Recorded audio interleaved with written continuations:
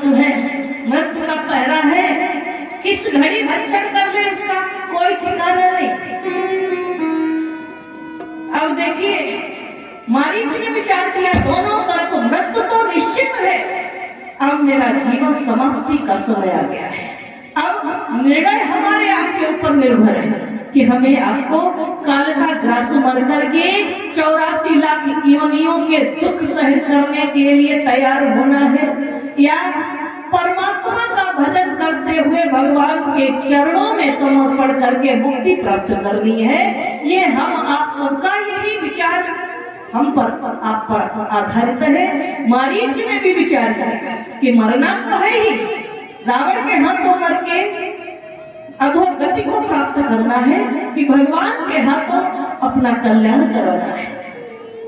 निश्चित तो खुद को ही करना है, जीवात्मा को ही करना। उसने निश्चित कर लिया और भगवान की याद की, उस छवि की जिसका उसने दर्शन किया था कि जटाजूट बांधे हुए धनुर्धारी हैं भगवान राम। और इतना जैसे ही उसने छवि को याद किया उसका हृदय गदगद हो गया। बाबा तुलसी जी लिखते हैं और इतना सोचकर आनंद विभोर होकर रावण के साथ स्वीकार करता हुआ मैं स्वर्ण वर्ग बनता हूँ, चलिए महाराज। और चल दिया मन में, लेकिन क्या विचार कर रहा है कि मम पाछे धर धावत धरे सरासन मान। कितना सुंदर भाव है आज मारीच का। बड़े बड़े योगियों की ये स्थिति दुर्लभ है जो एकमात्र करुणा निधान के चरणारविंदों का ध्यान हो जाए, उनकी झांकी अंतिम समय में प्राणी को याद आ जाए। मरीच सोचता है कि जिसके पीछे बड़े बड़े योगी भागते हैं, बड़े बड़े धनवान धनपति सम्राट भागते हैं, उस करुणा निधान के मैं आगे आगे भागूंगा। सारी दुनिया जिसके पीछे भागती है वो भगवान आज इस तुच्छ अधम पापी मारीच के पीछे भागेंगे। मम पाछे धर धावत धरे सरासन मान। और वो भी कैसे धनुष बाण चढ़ाए हुए और सिर्फ मेरे को देखते हुए करुणा निधान, जिनकी एक दृष्टि पाने के लिए योगी जन्म जन्मांतर तपस्या में रत रहते हुए जीते और मरते रहते हैं, आज वो करुणा निधान मेरे पीछे पीछे केवल मुझको ही निहारते हुए भागते आएंगे और मैं फिर प्रभु ही बिलो की हो धन्य नमो समान। ये देखो झांकी, मैं जिस समय अपने अंतिम श्वास की ओर जा रहा हूँ, निरंतर कदम पर कदम मैं अपने भगवान का दर्शन करूंगा, भगवान का दीदार करूंगा। अब जरा बताइए, जो ये मानसिकता, जो ये भावना की पराकाष्ठा आज मारीच के अंतःकरण में जाग उठी है, उसकी जो अभी की जो क्रिया है, क्या ये बड़े दुर्लभ है? गति ये दुर्लभ है जो बड़े बड़े स्पोर्टों में कोई भाग्यशाली होता है जिसे परमात्मा की कृपा से ये गति प्राप्त होती है, जो अंत में भगवान का दर्शन नाम भी जीवा पर आ जाए। आज ऐसे भगवान मारीच का पीछा करते करते भागते हैं और इतना ही नहीं, उसको बाण मारकर भगवान ने उसको बाण मारा लक्ष्य करके। बाबा तुलसी जी लिखते हैं मुनि गति दीन सुजाना। आज उस निशाचर को, जिसे हम निशाचर कहकर अपने को महत्वशाली समझते हैं, जिसे अपने से गया गुजरा समझकर अपने पर अभिमान करते हैं, वो मारीच को भगवान ने अपना स्वरूप प्रकट किया है। और कैसे रहो कि जानत तुम्हें हुई जाई। और मारीच भगवान की सारी गति को जानता था, भगवान की याद में उसने प्राण त्यागे, भगवान के दौरान उसको मुक्ति मिली और भगवान आंखों के सामने थे जब प्राणवायु शरीर से निकल रही थी। धन्य है ऐसा मारीच। अब बताइए, इसे आप पापी अधम कहने का साहस रखते हैं? क्या आप ऐसे मारीच के मुकाबले खड़े होने की हिम्मत कर सकते हैं? चाहे जितनी पूजा करते हैं, चाहे जितनी भक्ति करते हो, लेकिन मारीच की ऐसी जो विशेष अवस्था थी, उसके मुकाबले बड़े बड़े योगी दुर्लभ है। मुनि दुर्लभ गति दीन सुख। इसीलिए बाबा तुलसी जी ने लिखा, मुनियों को भी, ऋषियों को भी जो दुर्लभ थी गति, वो आज मारीच को मिली। तो बताइए, यह गलत पात्र था कि अच्छा पात्र है? कहना बड़ा मुश्किल है, बहुत मुश्किल कार्य है कि हम आप ये निर्णय निकाल पाए कि मारीच अच्छा व्यक्ति था या बुरा व्यक्ति था। और एक ही मारीच नहीं, ये संसार विलक्षणताओं से भरा हुआ है। दूसरा पात्र हम आपके सामने लाते हैं, हम आप निर्णय नहीं कर सकते कि वो अच्छा पात्र है कि बुरा पात्र। महारानी कैकेयी का, महारानी कैकेयी का पात्र ऐसा विचित्र पात्र है कि एक तरफ तो दुनिया में जय जयकार होती है, वंदना होती है कैकेयी की, और एक तरफ घोर निंदा, घोर निंदा, इतनी निंदा कि आज तक चाहे जितनी अनपढ़ माता हो, चाहे जितनी गंवारा माता हो, चाहे जितनी सीधी सरल भोली भाली माता हो, भूलकर भी अपनी बेटी का नाम कैकेयी नहीं रख सकती। ये निंदा नहीं तो और क्या है? निंदा ही तो है। ये विचित्रता है, ये माया में संसार है। इसीलिए भक्तजन गाते हैं,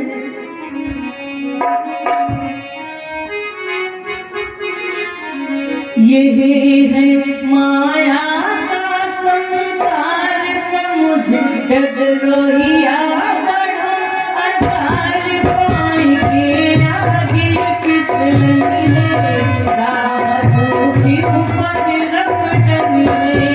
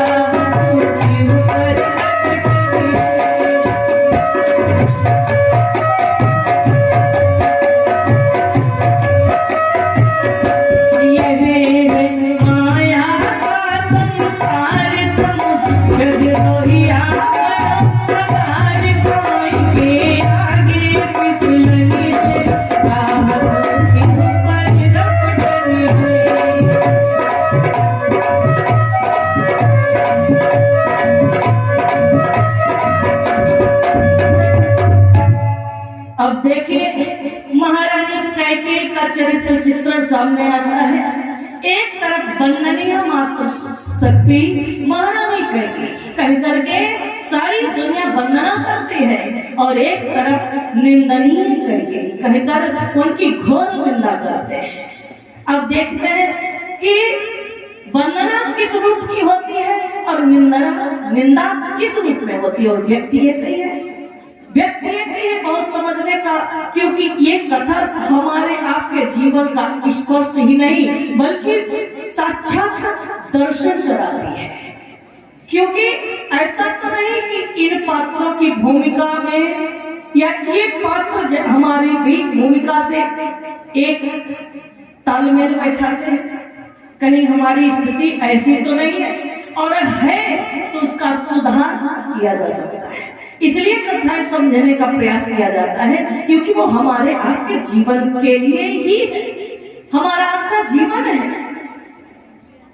और महारानी कैकेयी का एक तरफ आदर्श चरित्र है और एक तरफ बड़ा ही विचित्र चरित्र है। जिस समय भगवान राम का राज्याभिषेक हुआ होने की तैयारी हो रही है, और उसमें महारानी कैकेयी की अहम भूमिका दिखाई गई कथा में। और कैकेयी के वाणी के द्वारा 14 वर्ष राम वनवासी ये वरदान मांगा, और भगवान ने अयोध्या का त्याग किया 14 वर्ष के लिए। इधर भगवान का बिछोह न सहने के कारण, अथवा महाराज दशरथ ने जो पूर्व जन्म में मनु के रूप में वरदान मांगा था ना वरदान, मणि बिनु फणी जिम जल बिनु मीना, तो वरदान मांगे थे लास्ट में कि मणि भगवान राम से मेरा बिछोह हो कभी जीवन में, तो जैसे मणिधारी सर्प की मणि अलग होने पर मणिधारी सर्प मरता नहीं है, मणि छेड़ने पर यह भ्रांति है कि वो मरता नहीं है, लेकिन मृत्यु के समतुल्य कष्ट पाता है, प्रतिक्षण तड़प तड़प कर जीता है। ये होता है। तो महाराज मनु ने कहा था कि भगवान राम से जब आपसे मेरा बिछोह हो पुत्र के रूप में, तो मेरी मणिधारी सर्प की मणि छीनने की जैसी गति को मैं प्राप्त हो जाऊं। और आप ध्यान देना, जब विश्वामित्र जी भगवान राम को लक्ष्मण के साथ ले गए थे, दशरथ जी से अलग होना पड़ा राम को, उस समय महाराज दशरथ की ठीक ऐसी ही अवस्था हुई जैसे मणिधारी सर्प की होती है मणि के लिए। और कई महीनों बाद, बहुत समय बाद, क्योंकि उस समय चिट्ठी का जमाना नहीं था, जमाना होता था राजशाही व्यवस्था में था, लेकिन ऋषि मुनियों के आश्रमों में ऐसी कोई विशेष व्यवस्था नहीं थी कि रोज कोई पत्रवाहक भेजा जाए। बहुत बड़ी कोई आवश्यकता होती थी तब पत्रवाहक जाता था, और क्योंकि पोस्ट ऑफिस की कोई व्यवस्था नहीं थी, मोबाइल नंबर नहीं थे, न मोबाइल थे, ये सुविधाएं नहीं थी। कई महीने तक पिता और पुत्र का मिलन तो मिलन, दर्शन भी नहीं हुआ, समाचार नहीं मिला। महीनों बाद 2 दूत जनकपुरी से आते हैं। दूत आए, कर्मचारी मतलब चपरासी, आज की भाषा में नौकर चपरासी कहना चाहिए, आए मिथिलेश का स्वागत संदेश लेकर, अयोध्या नरेश आपकी जय हो, हम मिथिला नगरी से आए हैं। बोले किस कारण से आगमन हुआ है, क्यों आए हो, क्या संदेश है विदेहराज का? बोले आपके पुत्र यशस्वी पुत्र राम ने धनुष भंग कर दिया है, और महाराज हमारे मिथिला नगरी में उनका भव्य स्वागत सम्मान और सदा के लिए आपको संबंधी बनाया जा रहा है। ये निमंत्रण पत्र लेकर आया हूँ। जैसे ही राम का शब्द सुना कि राम ने धनुष भंग किया है मिथिला नगरी में, महाराज दशरथ भूल गए कि मैं चक्रवर्ती सम्राट हूँ। बड़े बड़े राजा लोग मेरे चरणों में मुकुट रख देते हैं। अरे धरती तो धरती, स्वर्ग के देवता भी हमारा स्वागत और सम्मान करते हैं। ये वैभव, ये प्रभुता भूल गए महाराजा दशरथ और दौड़कर उन दूतों को कंठ में लगा लिया, हृदय से लगा लिया और अपने बराबर आसन पर बिठा लिया और कहते भैया तुमनी के निज नयन निहारे, मेरे बेटे तुमने अपनी आंखों से देखे। महाराज दशरथ सब कुछ भूल गए क्योंकि राम के लिए प्रति क्षण तड़प तड़प कर समय व्यतीत हो रहा था। और आज जब बिनु मीना इस वरदान का समय व्यतीत होने का समय आ गया है। और आप लोग जानते हैं प्रकृति का यह नियम है कि मछली को जल में ही जीवन प्राप्त होता है। उसे जल से बाहर निकालने के बाद कुछ क्षणों से ही जीवित रह सकती है, इसके बाद वो प्राण त्याग देती है। वो जल के बिना जीवित नहीं रह सकती। ठीक यही स्थिति अब दूसरा चरण आ गया ना वरदान का, वो समय आ गया घटित होने का। तो जब राम 14 वर्ष के लिए गए, महाराजा दशरथ वरदान के कारण भगवान का बिछोह नहीं सह सके और तड़प तड़प करके मछली की ही तरह, जल विहीन मछली की तरह राम राम कह राम कह राम राम कह राम तन पर हरि रघुवर विरह। आज महाराज दशरथ का प्राणांत हो जाता है। अयोध्या में सन्नाटा छा जाता है, चारों तरफ क्रंदन होने लगता है, क्रंदन और चीत्कार की आवाजें गूंज उठती हैं, हाहाकार मचा है, सारी प्रजा अनाथ हो गई। राम है नहीं अयोध्या में, लक्ष्मण भी नहीं, भरत शत्रुघ्न भी नहीं है। अब गुरु वशिष्ठ, क्योंकि ये नियम होता था राज जमाने में, राजाओं के जमाने में कि जब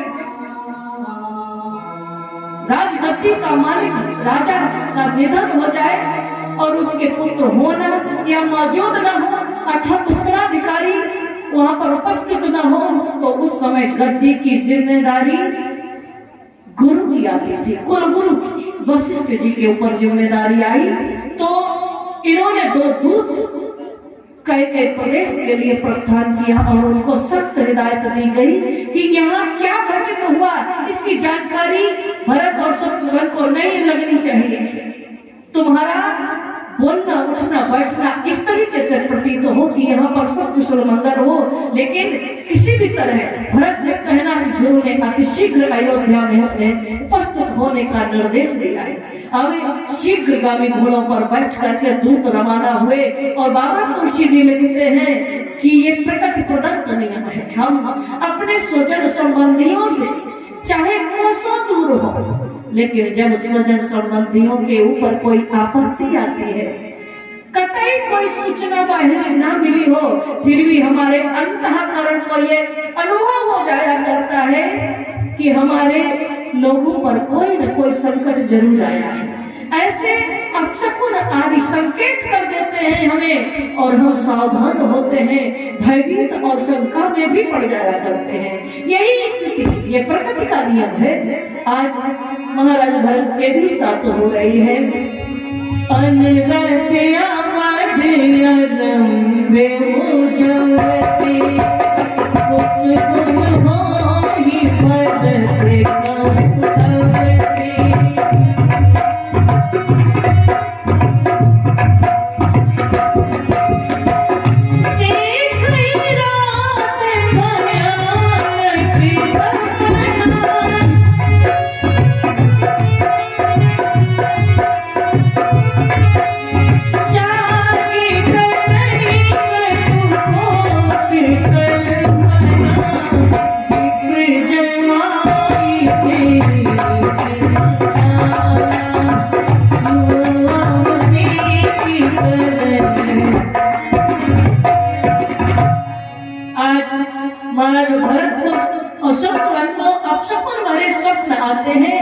जगह जगह अपशकुन के संकेत मिलते हैं। दोनों घबरा करके विचार करते हैं कि भैया हमें लगता है हमारी अयोध्या में कुछ अमंगल घटित हुआ है, अमंगल विषय को मिट जाए किसी तरह से और सब शुभ हो, मंगल हो। ऐसी जिज्ञासा और इच्छा अभिलाषा के कारण भरत और शत्रुघ्न सुबह उठकर स्नान करके भोले बाबा का अभिषेक करते हैं, ब्राह्मणों को भोजन करा के उनका चरण वंदन करके बस एक ही प्रार्थना करते हैं कि प्रभु हे ब्राह्मण देवता ऐसा आशीष दो कि हमारे स्वजन संबंधियों पर कोई दिक्कत न आने पाए, वे सब कुशल मंगल से रहे।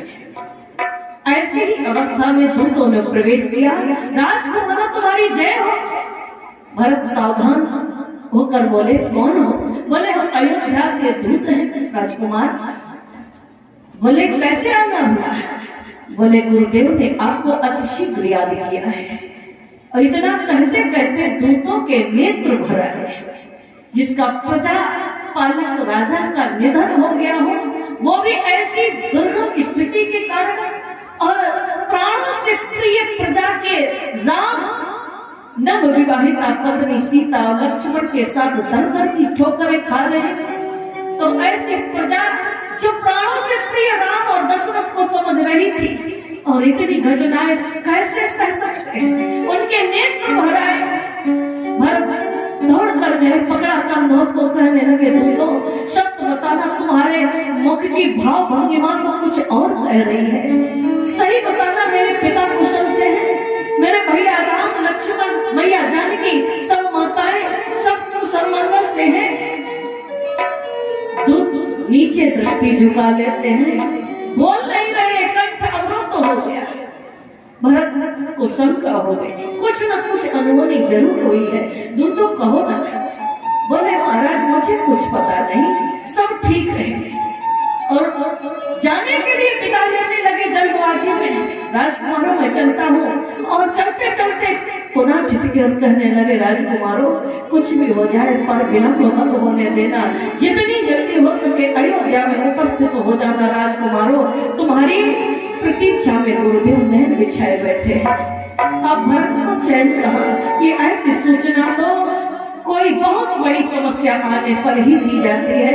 कोई न कोई घटना अवश्य घटी है जो हमसे छुपाई जा रही है। अब दोनों भाई घोड़ों पर सवार होकर वहां से जल्दी से ही प्रस्थान करते हैं। और जैसे ही चलना शुरू करते हैं, पूरा मार्ग आज सूना दिखाई दिया।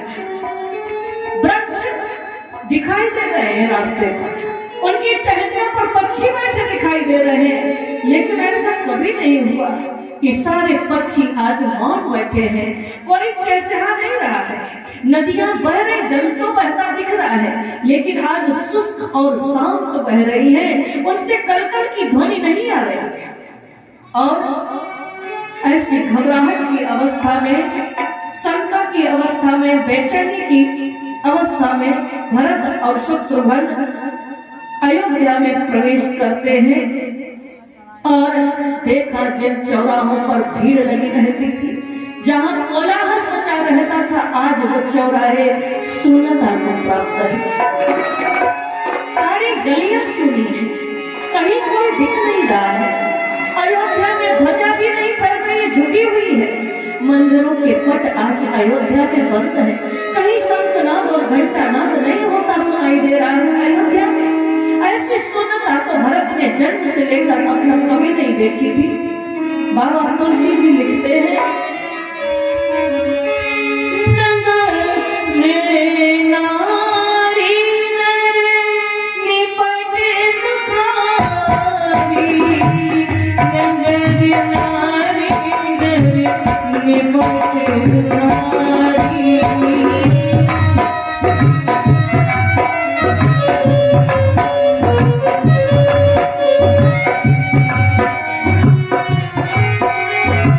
मन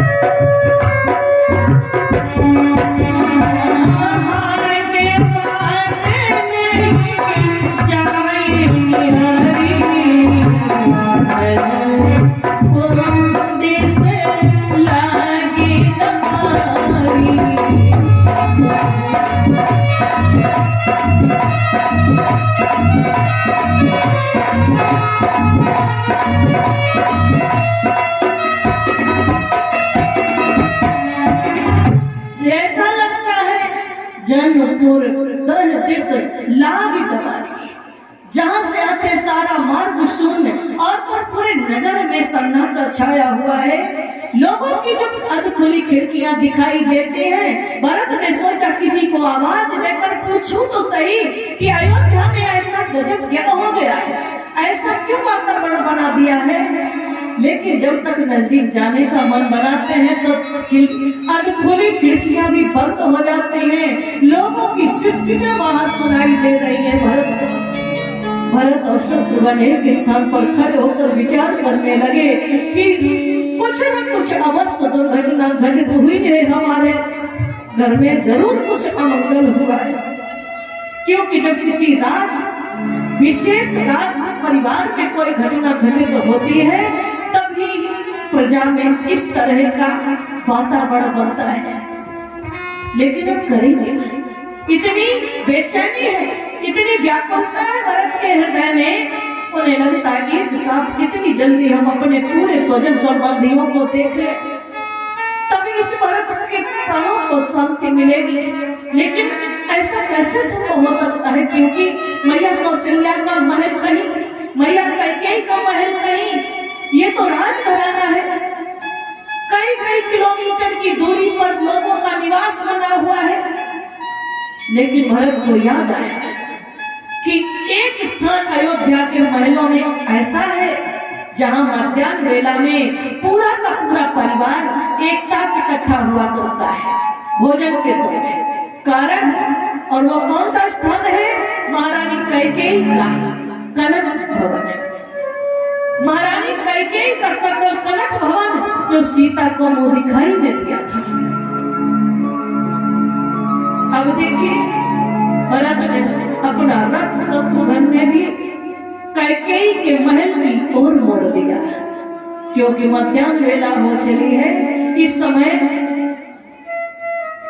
महारानी कैकेयी राम को सबसे अधिक प्रेम करती थी, इस कारण एक ही महल में निवास करती थी। ज्यादा से ज्यादा समय कैकेयी का राम के साथ व्यतीत होता था।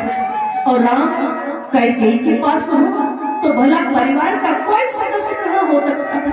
दशरथ जी भी भोजन के समय उसी महल में आते थे। कौशल्या मैया, सुमित्रा मैया, लक्ष्मण, महारानी सीता, सभी लोग उसी जगह हुआ करते थे। भरत ने सोचा कि वही स्थान ठीक रहेगा, सभी को एक साथ देखकर सारी शंका मिटा लेंगे। अब इतनी तेज दौड़ते हैं कि प्रतीक्षा सही नहीं जाती है। इधर दासियों के द्वारा महारानी कैकेयी को खबर मिलती है कि महारानी तुम्हारी जय हो, तुम्हारा इकलौता प्यारा पुत्र भरत ननिहाल से महल की ओर आ रहा है। बाबा तुलसी जी लिखते हैं, सुत सुनी कैकेयी नंदनी,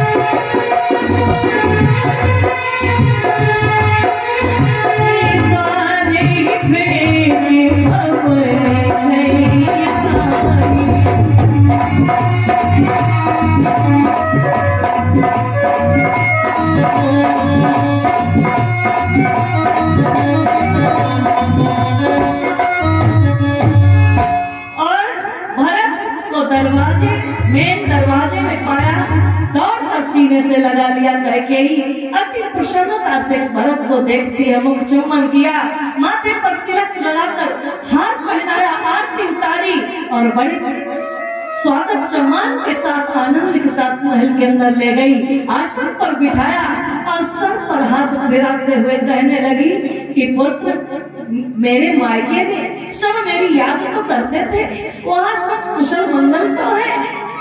भरत ने कहा हाँ माँ, वहाँ तेरी सब याद करते थे, सब मिलना चाहते हैं, वहाँ सब कुशल मंगल है। इतना कहते कहते एकदम से भरत खड़े हो गए, क्योंकि भरत की दृष्टि चारों तरफ महल में कुछ ढूंढ रही है।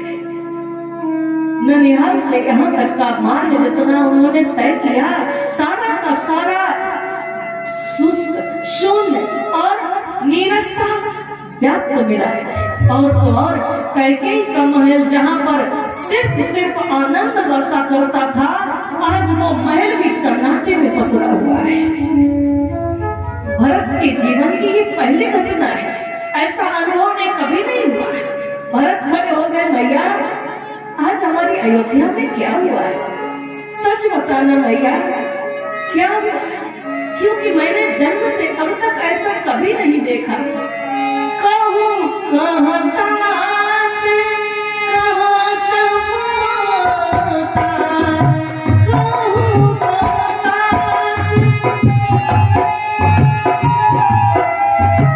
कहाँ सिया राम लखन प्रिय भ्राता।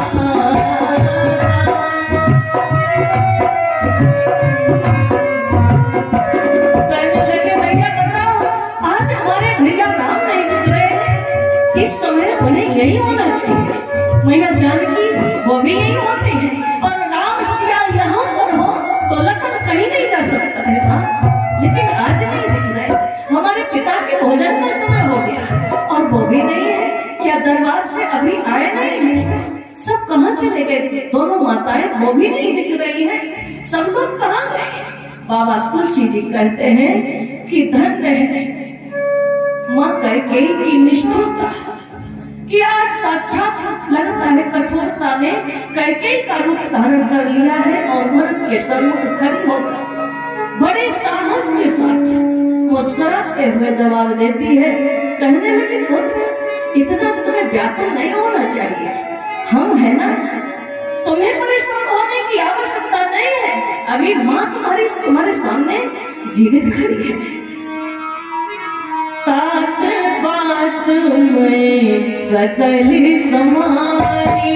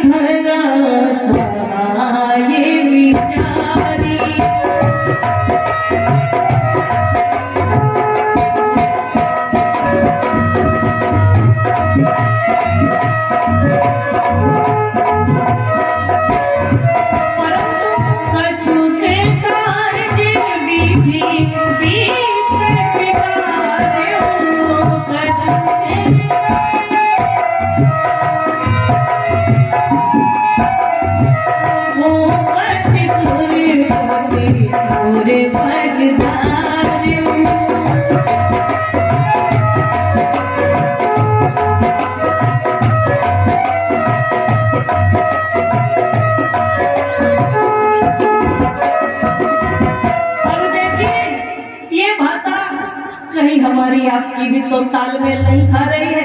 कहने लगी कि देखो, जो बात बिगड़ी उसकी चिंता तुम मत करो, हम हैं, और वो सारी बात मैंने बना ली, बिगड़ी बात मैंने बना ली, और उसमें बिगड़ी बात को बनाने में मेरी मदद मंथरा ने भी की। थोड़ा काम बिगड़ा, सारा काम बिगड़ा तो बना लिया, थोड़ा काम बिगड़ा। ये मानवीय भाषा है, स्वार्थी भाषा है, स्वार्थी जीवों की भाषा है। हमारी आपकी भी कभी कभी हो जाती है कि जैसे कई इंटरव्यू देने गए और उसमें फेल हो गए। बड़ी हमने मेहनत की, हमने तो कोई कसर नहीं छोड़ी, बहुत मेहनत हमने की, भगवान को अच्छा ही नहीं लगा, हमें फेल कर दिया।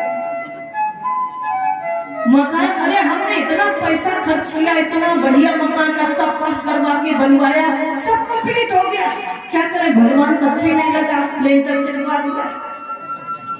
है ना, ये हमारी आपकी मिलती जुलती भाषा है। कहते से अक्सर बोली जाती है मुसलमान कि मतलब जितने बनाने वाले का हम लोग इतने बुद्धिमान हैं कि सारे काम बना लेते हैं, बनाने वाले बनने वाले अच्छे अच्छे काम सब हमारे आते हैं, और जितना बिगड़ने वाला सिस्टम है वो सब बैठे बैठे भगवान करते हैं, क्योंकि उनके पास कोई काम नहीं है और बुद्धि भी हम लोगों से कम ही है, बना पाते नहीं बेचारे, बस बिगाड़ते ही हैं। जिसका मन लेंटर देखा चटका दिया, लोगों को फेल कर दिया, चल रहे हैं गाड़ी से तो चल तो अपनी बुद्धिमानी से गए, लेकिन जब गिरते हैं वो भगवान के कारण गिरते हैं, भगवान गिरा देते हैं, चोट लगती भगवान ने गिरा दिया है ना। ये मामला भी चलता है, कई भी ऐसे ही स्वार्थी भाषा का प्रयोग करते हैं, तक्षुक काज थोड़ा सा काम मंथरा सहायता करने लगे। अब भरत और सावधान हो गए कि अरे गजब हो गया, अयोध्या में हमारे महाराजा दशरथ पिता जैसा बलशाली राजा बैठा रहा और मैया तुझे महल से निकल करके सारी व्यवस्था संभालनी पड़ गई, सारी व्यवस्था बिगड़ती रही, और वो पिता कोई ऐसा वैसा पिता नहीं, धर्म धुरंधर ही नहीं, सुरपत बस ही बाहुबल जाके, जिसके बाहुबल से